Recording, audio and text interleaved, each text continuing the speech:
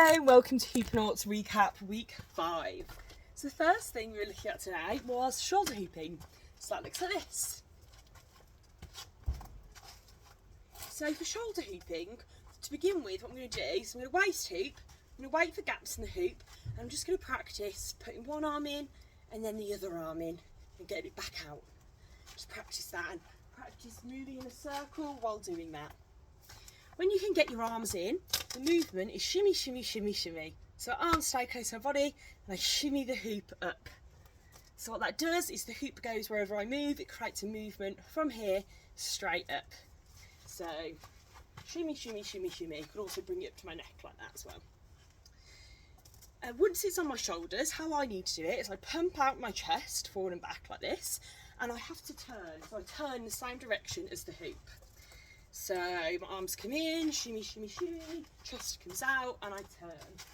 Now it is possible to stand still, I just haven't quite got the hang of it yet, so it's something that I'm still sort of working on.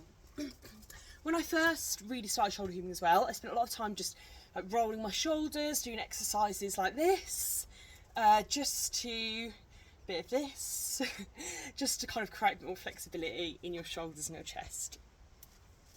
So the next thing we looked at was chest rolls, which looks like this. Ooh. No, it doesn't. It looks like this. So I'm going to start with the hoop on my hand and my finger's going to be out like this. And I'm going to let the hoop come down and then I'm going to flip it onto my arm like that. So practice that a few times and get that momentum. So if I just start like this, it is possible, but it's just a little bit harder. So give it a little bit of momentum to push it onto your arm. My arm's not going to bend, that's really, really important. So I stay nice and straight and I flick it onto my arm. So I'm going to roll my shoulders back a little bit, I'm going to lean back, not too far, I'm just going to lean back just enough to create this nice flat space from one hand to the other. And then I'm going to flip it onto my arm, and once it hits my arm, I'm going to let go. So flip it onto my arm and let go. A good trick is to watch the hoop. So we have a tendency to look away, which moves our body, makes it harder to sort of catch. So make sure your arms are straight. It's really common for people to just naturally kind of stand not with their arms straight. So stand nice and straight, watch the hoop, flick it onto your arm, keep watching it, follow it, follow it, follow it, and catch it on the other hand like that. And then if you've got that, see if you can also flip it back the opposite way. It's a little bit harder. Woo. Yes. So another way of chest hooping is to, chest roll, is to do this. Now I find this easier. Most people find that first method easier though, so just see what works for you. So I'm going to flip it onto my hand and it's going to land here in between my thumb and finger. So the hoop comes behind me and then rolls on top, behind me and rolls on top. I lean back, behind, roll on top, and there you go. Okay, so the next trick we looked at after chest roll was yin yang. So from chest roll, we're holding the hoop like this and we're going to bring the hoop down behind us like that and catch it behind our back. So we'll show you that again. It's my left hand, and I'm going to bring it over the top of my head and let it fall down. I'm not going to twist the hoop, just going to let it fall down. Then I'm going to grab it behind my back. I'm going to let it come to the right. So the hoop goes down, again it doesn't flip, it just falls down. And then it comes up over my head, it falls back down. I catch it, it falls down. I bring it up over my head and fall, grab, fall down, up over my head and fall down. So show that from behind.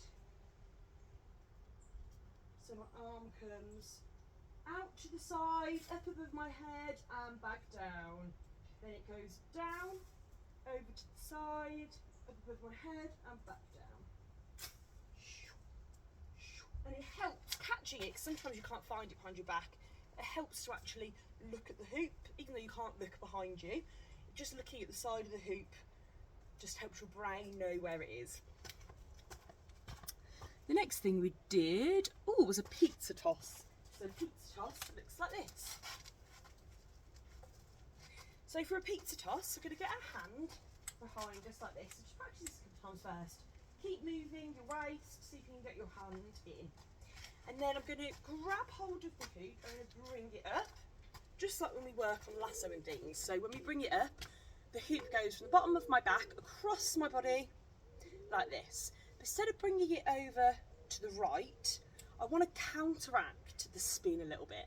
So I hoop to the right, so I need to counteract it by bringing the hoop up to the left. So I'm going to grab the hoop, bring it up, and I'm just going to bring it to here, to the left side of my body. So I'm just going to go. And if I hooped to the left, I would use my right hand and just bring it straight above my head, like that. So I'm counteracting the spin to the right by just bringing my left hand, straight up to the left side of my head, because I go to the right.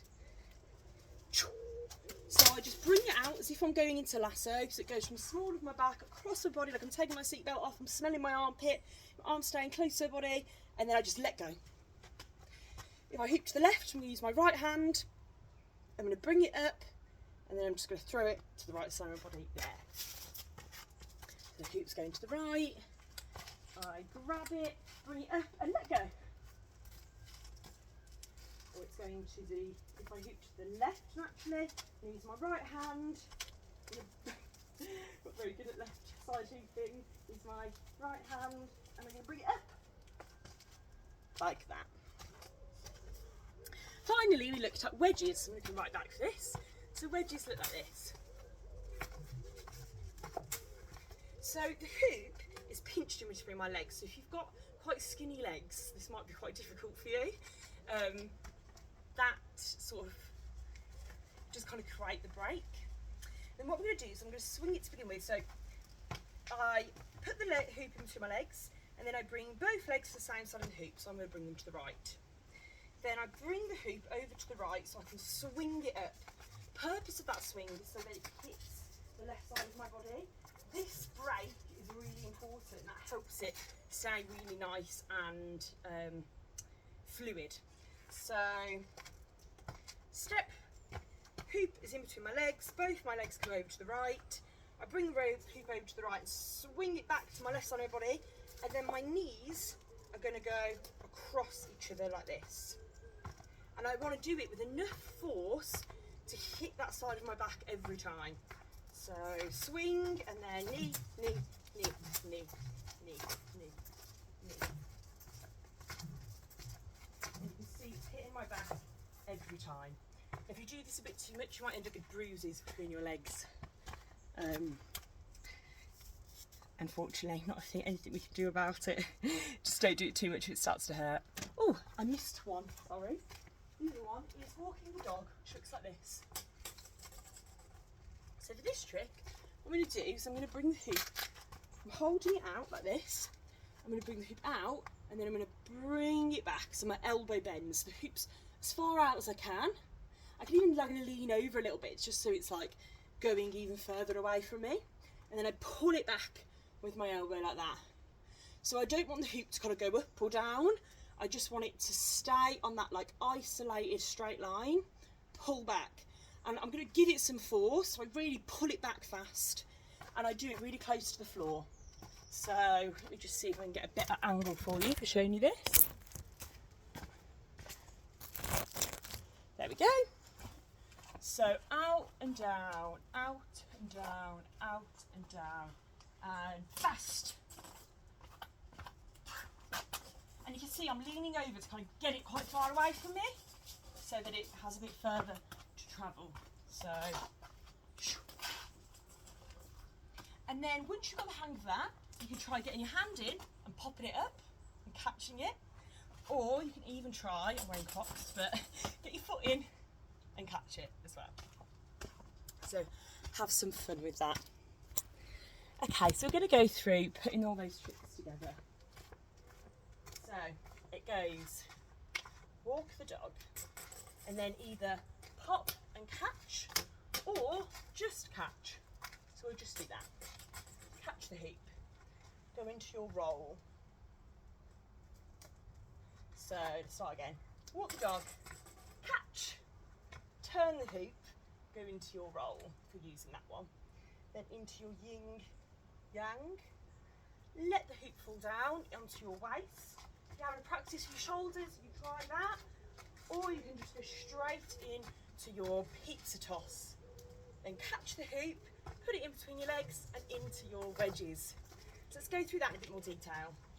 So I'm going to push the hoop back for walk the dog. So the hoop comes out and push back. Then I catch the hoop, I flip the hoop round, and I flip the hoop onto my arm. My arms are out straight into my chest roll.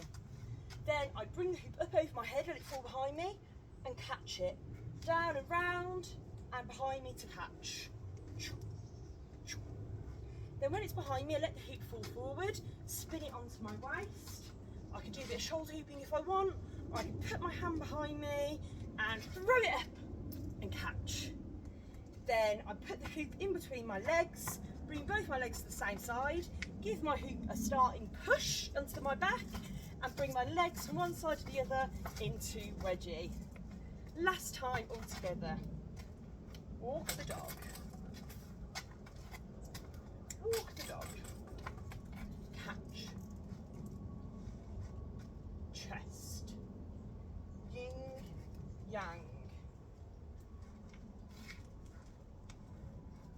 Onto waist. Optional shoulders. Pizza tots. Catch. Between your legs and wedges.